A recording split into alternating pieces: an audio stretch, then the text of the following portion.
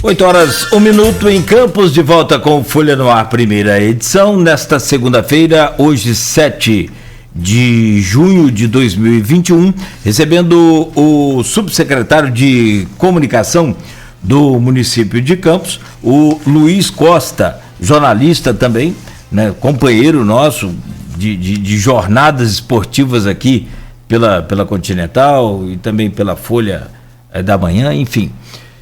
E no programa de hoje, com o oferecimento dos laboratórios Plínio Bacelar e Proteus Serviços de Saúde e Medicina Ocupacional, volto com você, Aloysio Abreu Barbosa, nesta segunda-feira. Luiz, a gente falou um pouco da parte conceitual, que eu acho importante, sempre quando a gente entrevista aqui profissionais de comunicação, é importante a gente falar, né? A comunicação, ela sofreu uma grande revolução com as redes sociais, né? Com a internet em si. A gente pegou isso, a gente se conheceu nos anos 90, né? E, basicamente, a internet, naquela época, era de pesquisa, que facilitou muito pesquisa, era mais por livro antes, né? Enciclopédia. E-mail, né? Comunicação, acho que foi a primeira coisa assim que movimentou mesmo, mudou as redações deixaram de ter máquina de escrever para ter computadores, né? Os e-mails se tornaram prática constante, mas as redes sociais ali nos anos 2000, elas trazem, primeiro, incipiente no Brasil com o Orkut, depois aí com o Facebook, com o WhatsApp comprado pela Facebook, né? Instagram e Twitter, a coisa que lançou um rumo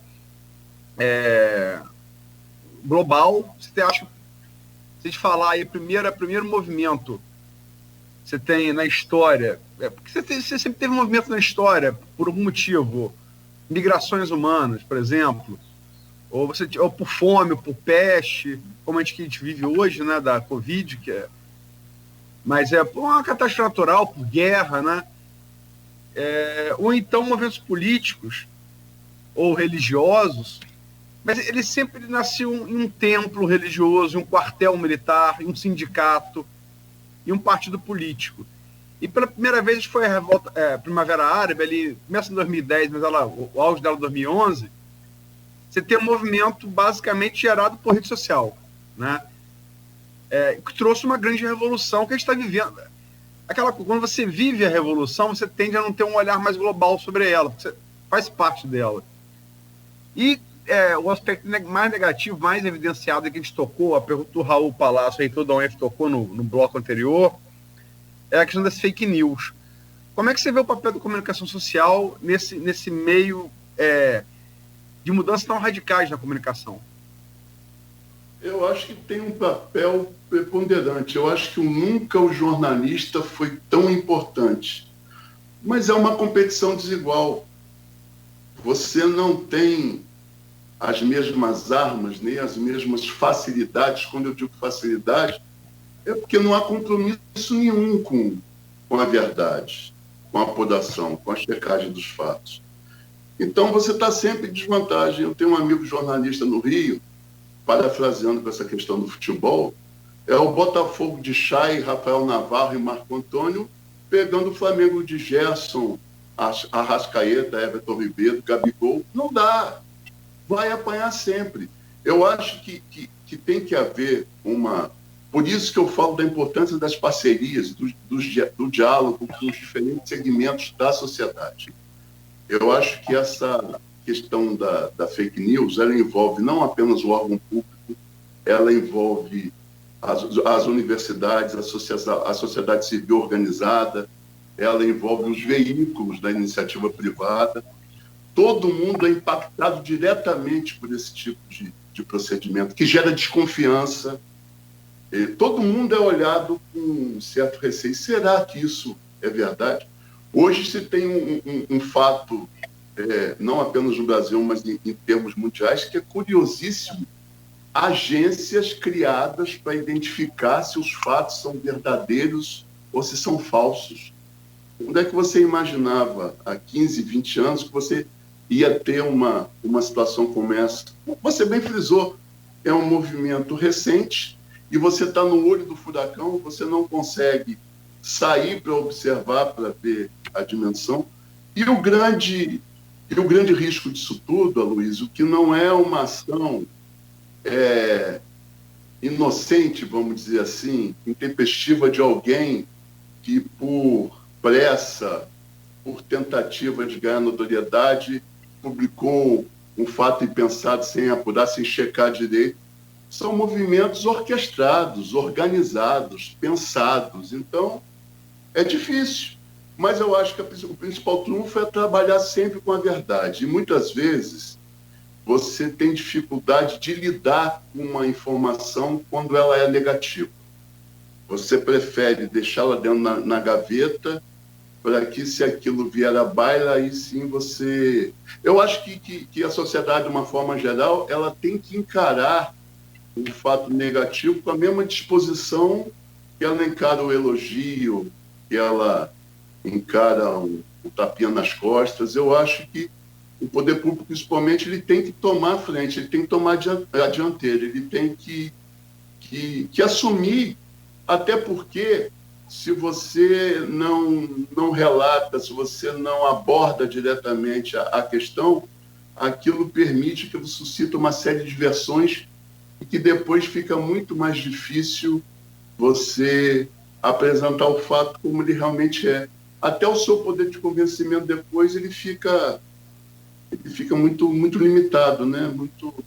Agora, essa situação assusta. Eu tenho, como te falei, tenho 34, vou para 35 anos de atividade. É uma situação que eu não esperava enfrentar, porque eu sou de um tempo, eu sempre digo, não é que eu seja velho na questão da idade, é que eu comecei cedo. Mas eu sou de um tempo em que olha, se você não ouvisse pelo menos dois lados, aquela notícia não saía. Tive o prazer de trabalhar com o seu pai, a quem eu tenho como um dos profissionais mais corretos e mais visionários do seu tempo, em que Luiz checou tudo. Só falta ouvir fulano de tal, então falta tudo. Assim, hoje essa preocupação não existe. Hoje, com essa modernidade, a tecnologia é muito bacana, ajuda muito, é importante, claro que é. Mas o cara pega um celular, hoje todo mundo é jornalista, todo mundo é repórter.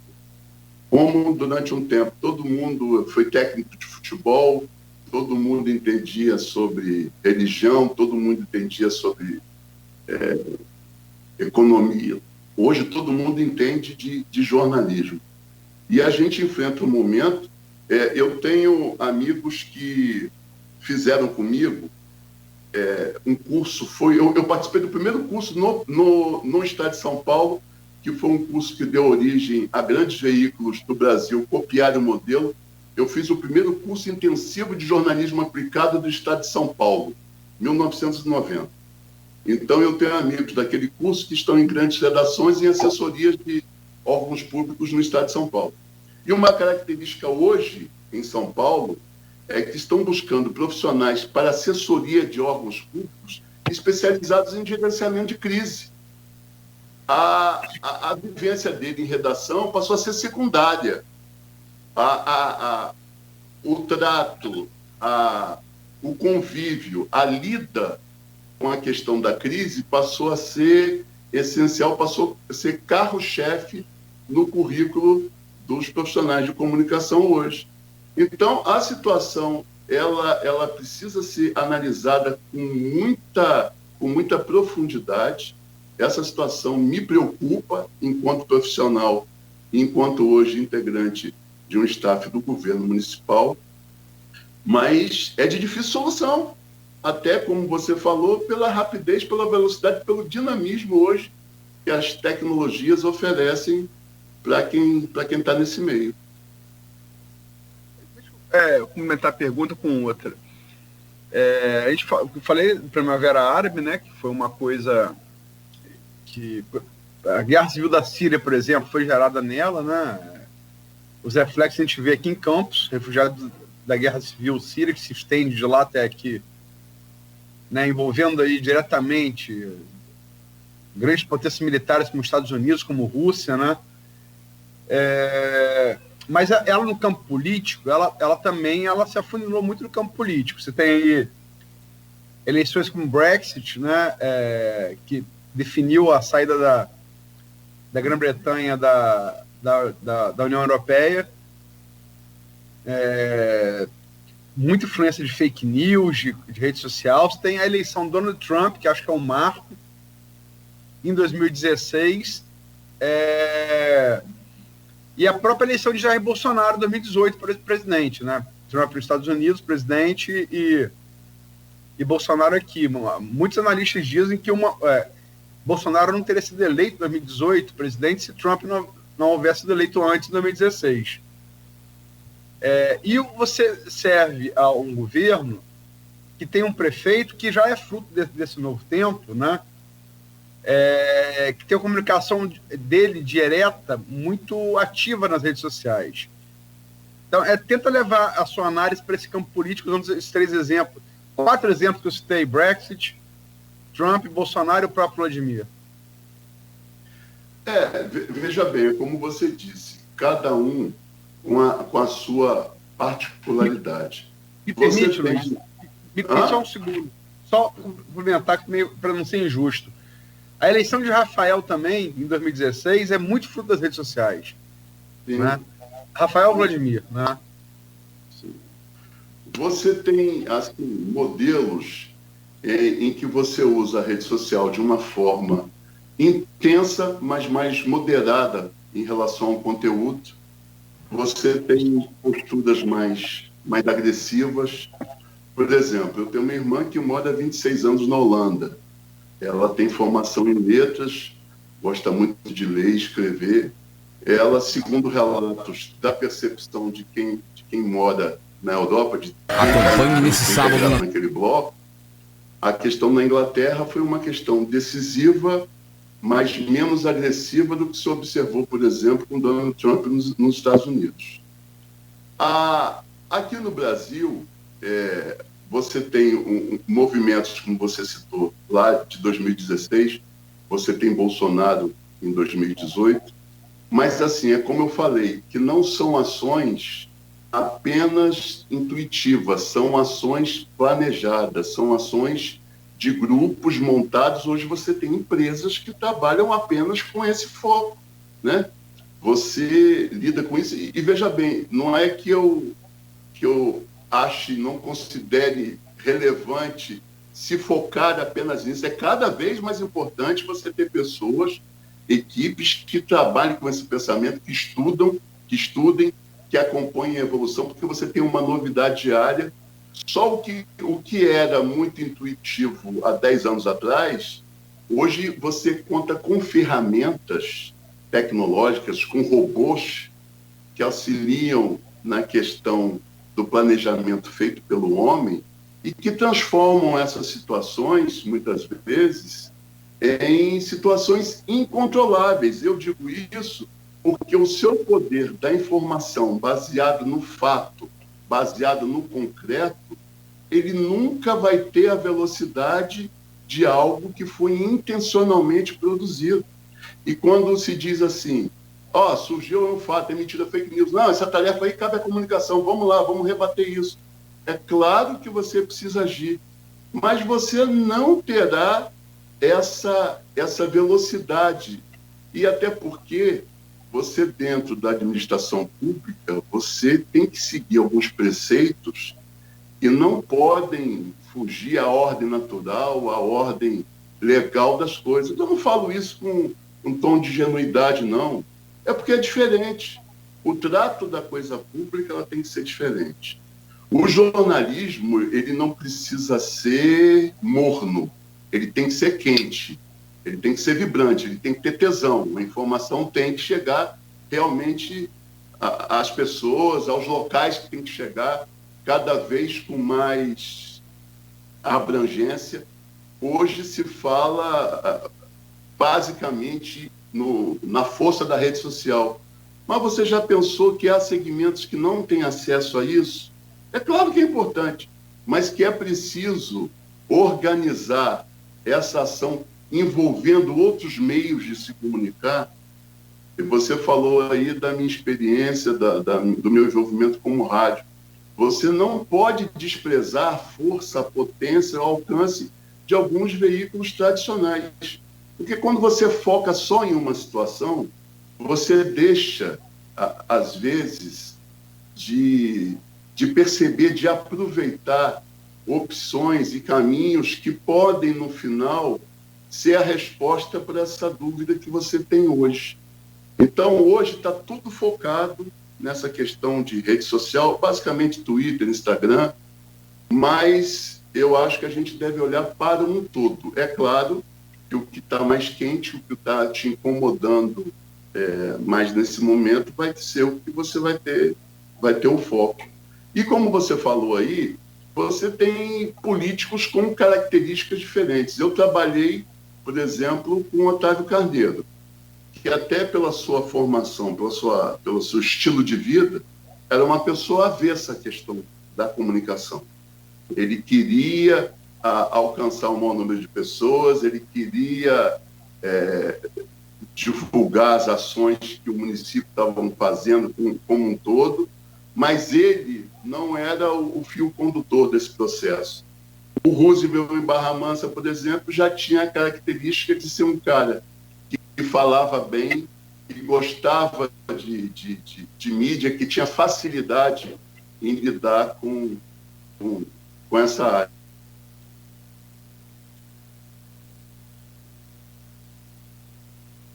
Tem pessoas ligadas à política e que, por estarem atreladas a esse novo modelo, agem com desenvoltura nessa questão.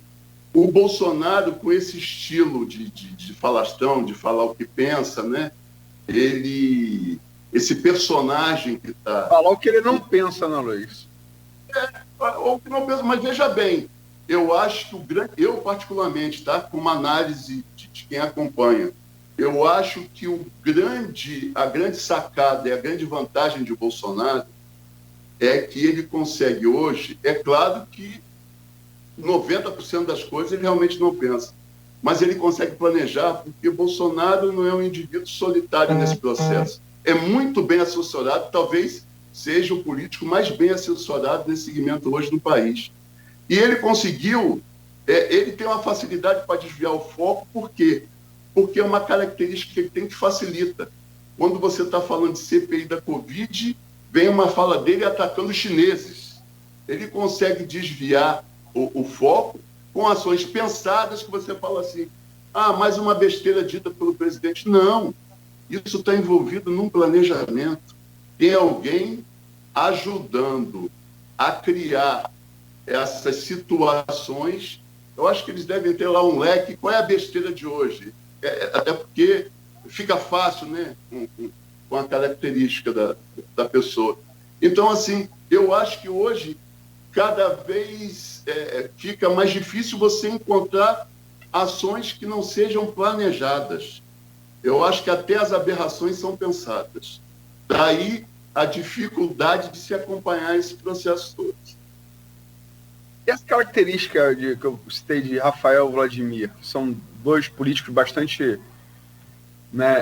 cujas eleições e as formações são bastante ligadas à rede social e se expressam muito por rede social. Pelo menos Rafael, até pelo menos assumir o poder.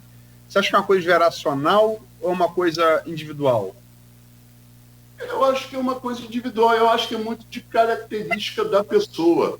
Por exemplo, o Vladimir, eu percebo ele muito ativo nas redes sociais, não como algo pensado, como característica da pessoa, que tem facilidade, fala bem, entendeu? Não se esconde, entendeu? Ele enfrenta a situação. É claro que isso, para quem está na retaguarda, para quem está na assessoria, às vezes você está focado numa situação, tem esse tipo de situação para ocorrer agora. Você fala assim, não tem não. Não, tem sim. O prefeito acabou de dizer. Mas eu acho isso bom, eu acho que a equipe, o profissional, ele tem que se adequar a esse modelo. Eu prefiro uma pessoa que tem coragem de enfrentar, que tem essa disposição e que participa. Ele é o líder da equipe e ele está muito próximo, troca muita informação. Ao mesmo tempo que demanda, colabora para a solução. Então, é um perfil que eu hoje estou convivendo mais diretamente e que aumenta, obviamente, a carga de trabalho, mas eu acho muito interessante. Eu acho que o que me honrou, o que me fascinou depois que eu recebi o convite foi justamente essa característica. E, assim, vou repetir aqui, porque pelo fato de você estar muito tempo no mercado, estar muito tempo no meio e conhecer muita gente, a pergunta que eu mais ouço é isso: o que te fez aceitar o desafio? É acreditar nas propostas que o Vladimir me apresentou, nas ideias. É esse convencimento e você se sentir motivado a participar. Nogueira, você está vendo as perguntas da Denise Barcelos e do Wesley Machado? Vi. Tem aqui Pois não. Então, você pode... Eu tentei falar com você no WhatsApp, mas não consegui. Não chegou aqui. São interessantes. A Anice Barcelos diz aqui, o secretário, assim, seria interessante que a sua secretaria dispusesse para a população um serviço de 0800, com pessoas preparadas para dar ou receber informações, pois quase sempre, ao ligarmos para os setores da prefeitura, ou estão ocupados, diretos, ou ninguém atende. Né? E a outra pergunta também, que dá para encaixar as duas aqui, você responde, por favor, Luiz. Costa, é do Wesley Machado. O que você pensa sobre um aplicativo, que aí também eu acho que ele faz um paralelo a esse 0800, né? Porque tem gente que você tem acesso à internet, tem outras pessoas que não. Então vale o 0800, acho que vale ainda. Ou rede social própria da Prefeitura de Campos. O que você pensa sobre essa pergunta dele e também a da Anice Barcelos, secretário? Olha só, perfeito. Eu, como disse no início, eu acho que essa aproximação com a sociedade de uma forma geral, ela é fundamental e ela vai acontecer. Mas é preciso também fazer justiça a ações que já estavam implementadas, porque há um cuidado, principalmente nessa resposta às demandas dos moradores do município de uma forma geral. As redes sociais da prefeitura, isso não é uma coisa que eu trouxe, não, é uma situação que eu já encontrei. Ela tem uma equipe que apenas trabalha orientando, informando, respondendo aos questionamentos apresentados, tanto pelo Facebook quanto pelo Instagram. Vários setores já contam com 0800. E eu acho importante também, quando no início, no segundo bloco, o reitor da UENF, Raul Palácio, falou da utilização, por exemplo, do site da prefeitura, eu acho que o site ele tem que ser um grande prestador de serviços para a comunidade. Ali você tem que encontrar as formas de se comunicar com os respectivos setores, de apresentar suas demandas, de ter as respostas. E, obviamente, que é como eu falei, Campos tem uma dimensão, né? É um município muito grande e, consequentemente, as demandas vão ser também muito intensas. É um governo novo, é um governo que está iniciando o seu 6º mês. É normal que haja cobrança, é normal essa expectativa, mas eu também considero fundamental que se dê tempo para algumas coisas serem... Porque, às vezes, a pessoa manda um questionamento 10 horas e ela cobra que 10h10 a resposta esteja ali. E ali a resposta, ela tem que ser uma resposta convincente. Ela não pode ser uma resposta que no dia seguinte você vá repetir essa indagação porque aquilo que você passou não foi constatado, não corresponde à realidade. Então, eu acho que esses canais de interatividade, a informação realmente tem que aproximar as pessoas. Mas já há em andamento, já há implantado, né, pelo menos no que diz respeito à Subsecretaria de Comunicação da Prefeitura, esse trabalho de monitoramento, atendimento às demandas e respostas. E outra coisa, existe uma planilha lá, quando alguém faz uma indagação sobre a falta, vamos dizer assim, de um ponto de luz em determinado local, aquilo é passado ao setor competente, a gente monitora, até porque para dar essa resposta para quem demandou essa situação, porque é natural, muitas vezes a pessoa entra ali para reclamar, para pedir, ou para criticar, mas ela não entra te dando esse feedback de que a questão foi resolvida, né?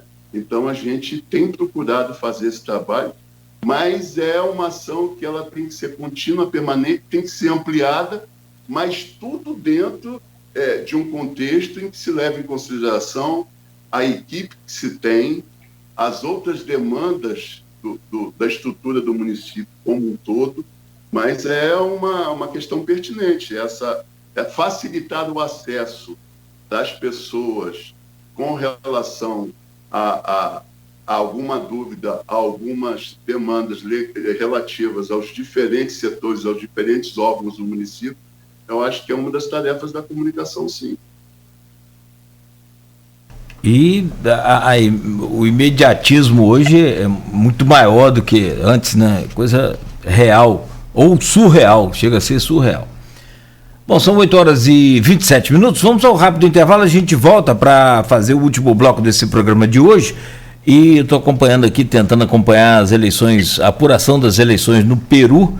A Keiko, a filha do Fujimori, apertou para ela que agora com 88% das urnas apuradas, ela só tem 1,3% de vantagem. Ela é da direita, enquanto que o candidato da esquerda vai crescendo aí, o Pedro Castilho vai crescendo nessas apurações agora. São 8h28. Em Campos, a gente volta dentro de instantes, oferecimentos dos laboratórios Plínio Bacelar e Proteus Serviços de Saúde e Medicina Ocupacional.